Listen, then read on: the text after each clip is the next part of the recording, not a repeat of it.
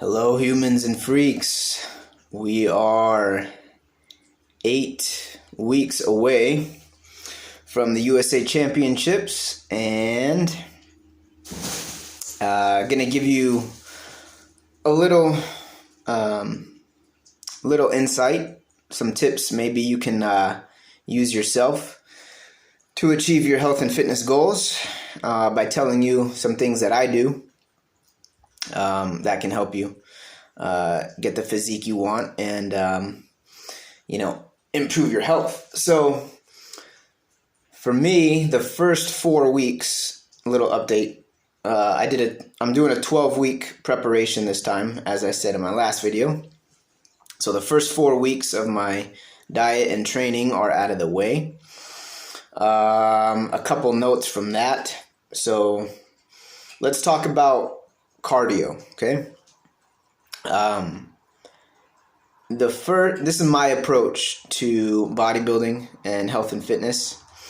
The first 2 weeks, I only did 30 minutes of cardio every day.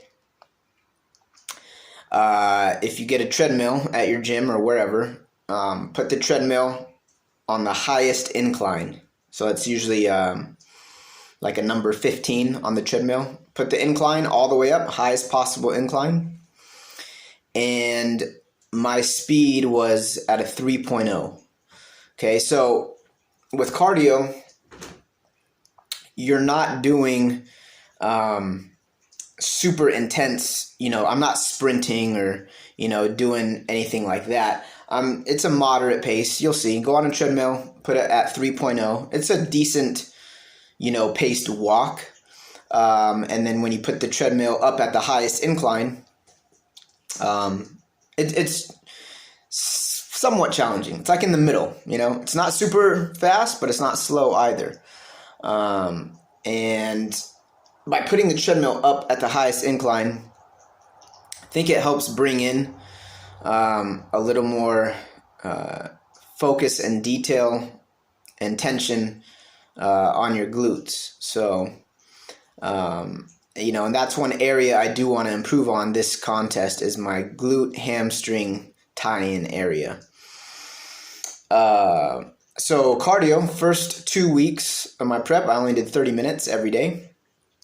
And that's waking up, fasted, first thing in the morning, wake up, hop right out here, out my front door in the sunroom here, and got a treadmill, so it's very convenient.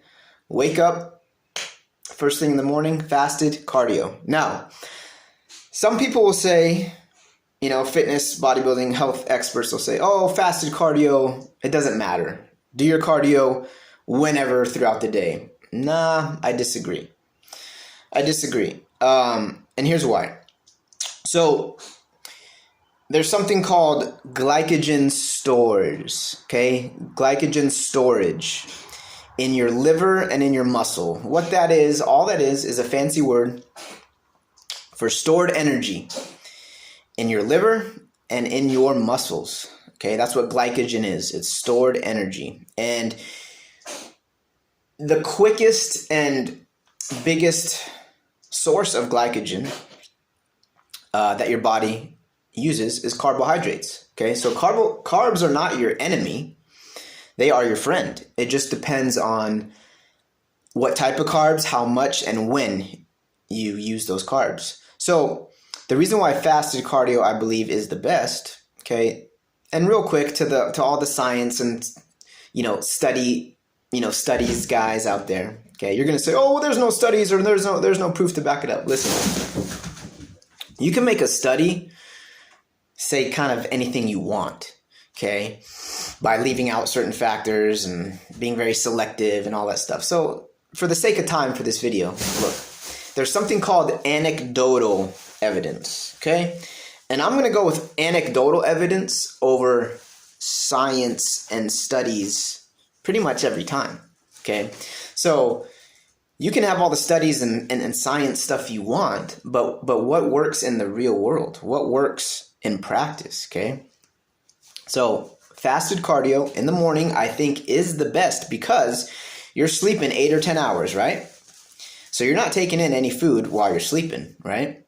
So when you wake up first thing in the morning, your glycogen stores or storage in your liver and kidneys, liver and muscles are at their lowest point because you've been sleeping all night, fasted all night, okay? So let's break down the fat burning process real quick, okay?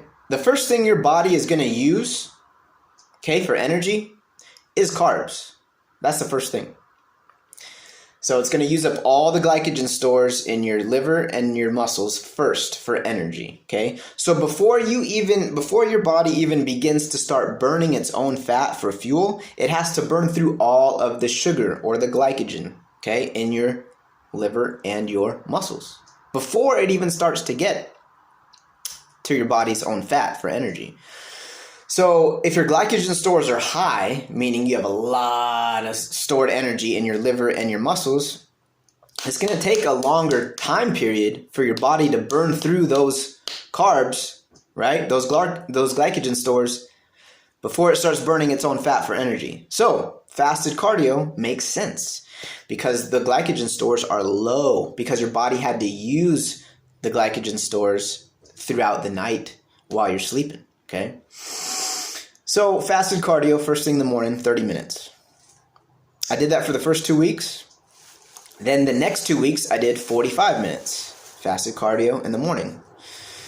Steady state cardio, no HIIT cardio. No, I'm not saying HIIT cardio is bad. You can do HIIT cardio, but just keep it simple, guys. It's not a big deal. Just do steady state cardio. Okay, so 30 minutes first 2 weeks, 45 minutes the next 2 weeks.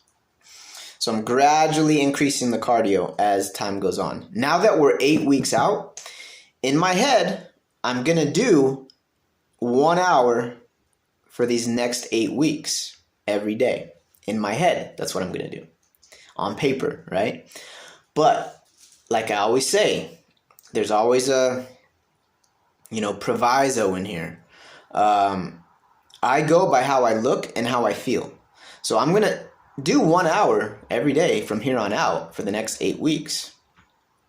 But if I start looking and feeling in ways that I don't like, I may scale back the cardio a little bit and not do as much. But so that's what I'm doing for cardio, okay? And then supplement wise, let's talk about that real quick again. So the pro hormone that I was using that I talked about in the first video, Equibolin, the max dosage is 4 pills a day, 2 pills morning, 2 pills at night. Again, this is my approach to bodybuilding and health and fitness. When I say the minimum, I do the absolute minimum to try to get the most out of it. So I do the least to try to get the most, okay?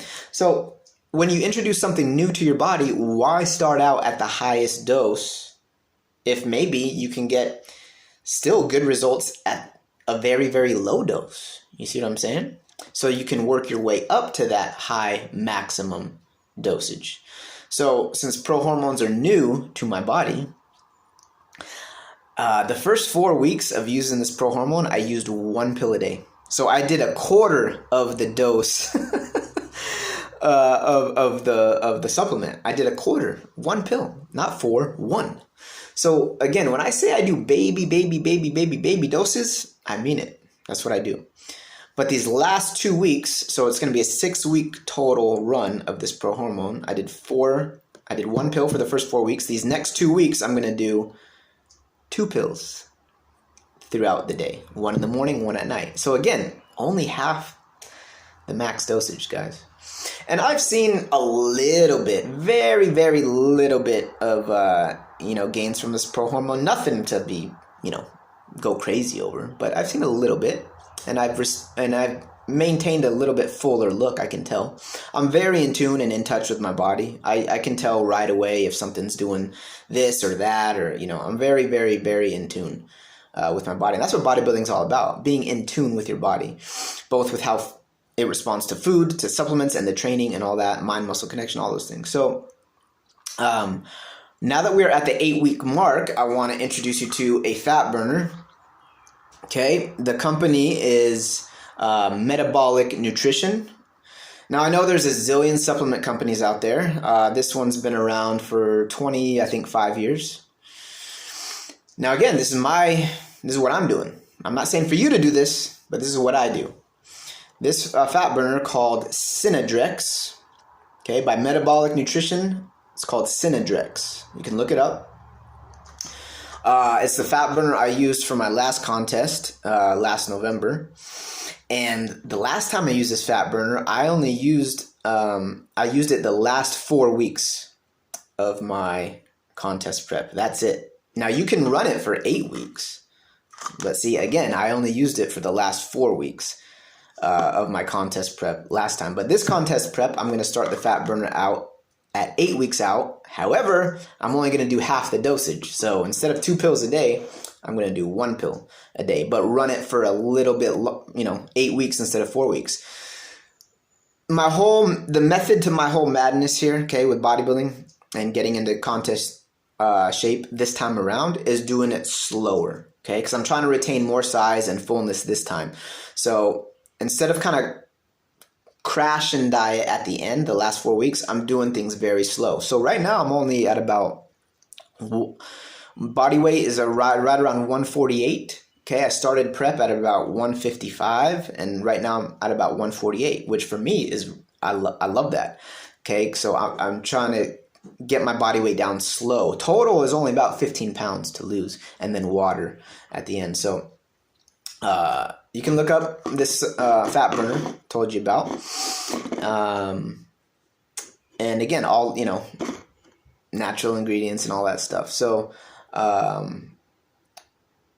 these next 8 weeks, it's time to, crack down a little more. So I'm gradually, getting more and more extreme as the contest gets closer. And then the last 6 weeks, when that 6 week mark hits in 2 weeks, I'm going to throw in the MK677, which is also known as ibutamorin.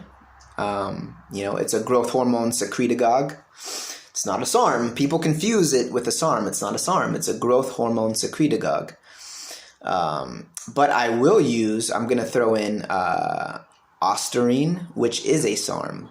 Okay, and ostarine is one of the few SARMs that has been studied, and they've done trials by a pharmaceutical company called, I believe it was GTX, that has done human trials on ostarine.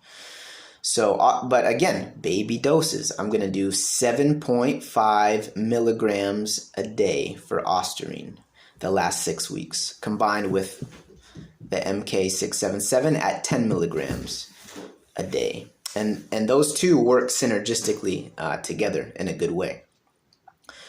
So to give you context, again, ostarine, a lot of people will use, 20 up to 20 milligrams a day. I'm only using 7.5. So like when you look at my supplement stack and all that stuff, guys, there's women out there that take way more than I do, even bikini chicks. So again, I'm gradually, slowly dabbling into these realms, okay? So that about sums it up where I'm at. I'm happy where I'm at, 8 weeks out. I'm ready to go. I like the way I look for 8 weeks out. And we'll be giving you some updates here, physique updates and all that stuff as time goes on. And so cardio, gave you a little insight there. Some supplement insight, told you about. But again, fat burners, they're not going to do anything unless your diet is really in check. So food is always number one. Food is always number one, guys. So I'm still doing the 3 days keto, and then every 4th day, carbon up. And I don't weigh my food. I don't measure my food. I couldn't tell you how many calories or what my macros are. I don't do any of that stuff. But that's just for me. I'm not recommending you to do that, but that's for me. But I can give you ballpark numbers. I'm around maybe 400 to 500 grams of carbs on my carb up day in 1 day. But again, I just keep things simple, man.